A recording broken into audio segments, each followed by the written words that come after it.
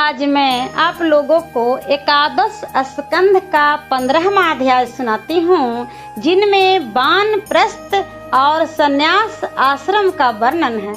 श्री कृष्ण जी कहने लगे, हे उद्धव जी, जिसे वानप्रस्थ आश्रम में रहने की इच्छा हो, वह अपनी स्त्री की रक्षा बेटे को सौंप कर या साथ लेकर 75 वर्ष की आयु पूरी होने तक शांति पूर्वक वन में निवास करे, और जब इंद्रियां क्षीण होने लगे तो संन्यास ले लेवे। वह वन में रहने वाला वानप्रस्थ आश्रम में गया हुआ पुरुष वन के कंद मूल फल पर ही अपना गुजारा करे।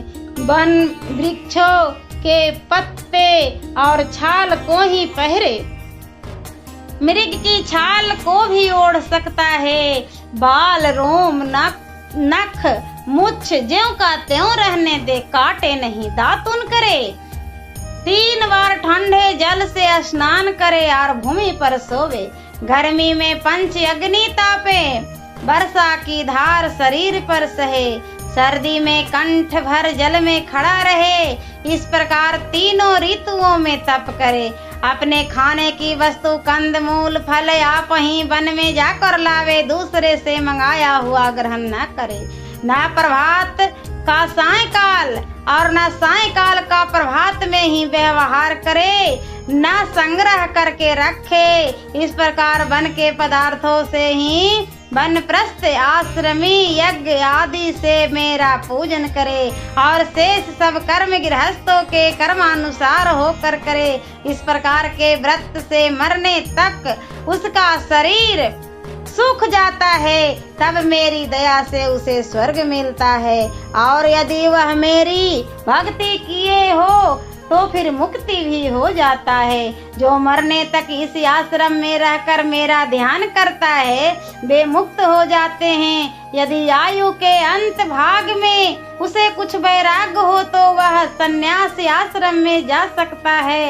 यदि बुढ़ापे से हाथ पैर कांपने लगे और उसे वानप्रस्थ के नियम न पाल सके हो और संन्यास आश्रम में ही जाने की शक्ति हो, तो मुझ में ही मन लगाकर अग्नि में प्रवेश कर जाए। और यदि भक्ति हो तो वानप्रस्थ में रहते ही संन्यास ले ले।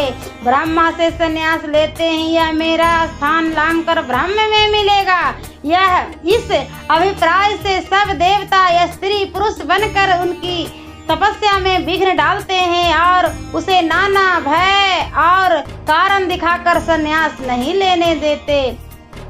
तब जो उनकी एक न सुनकर संन्यास लेता है, वह पक्का सन्यासी है। सन्यासी को कपड़ा पहनने की आवश्यकता ही नहीं, अगर पहने तो भी केवल गुप्त भाग को ही ढाके, केवल दंड और कमंडल को ही धारण करे, और बिना आपत्ति काल आए फिर उसे त्यागी हुई वस्तुओं को धारण न करे। सत्य और पवित्र वाणी बोले, शुद्ध विचार रखे, मौन व्रत करना, वाणी को दंड देना, कामना वाले कर्म को न करना, शरीर को दंड देना है, प्राणायाम में अस्थिरता, चित्त को दंड देना है। यह 3 दंड ना हो तो सन्यासी नहीं कहा जा सकता। सन्यासी सिवाय उत्तम ब्राह्मणों के और किसी के घर की भिक्षा न ग्रहण करे। 7 घरों से मांगे, जो मिले उसी में संतुष्ट होकर और जीवों का भाग लगाकर, यदि उसी समय कोई अतिथि या अभ्यागत वहां पहुंच जाए तो उसमें से कुछ उसे भी देकर बाकी आप खाए। सन्यासी मननशील रहे, किसी का संग ना करे, इंद्रियों को बस में रखे, अपने ही क्रीड़ा, अपने ही संतोष और अपने ही धीरता आदि धारण कर सबको बराबर एक समान देखता हुआ धरती पर अकेला भ्रमण करे। निर्जन और निर्भय स्थान में बैठकर मन शुद्धि करे और मुझ ईश्वर में अभेद भाव रखकर अपनी ही आत्मा का ध्यान करे। ओम नमो भगवते वासुदेवाय नमः। और एकादश स्कंध का 16वां अध्याय, जिसमें मोक्ष धर्म का वर्णन है, मैं अगले वीडियो में सुनाती हूँ।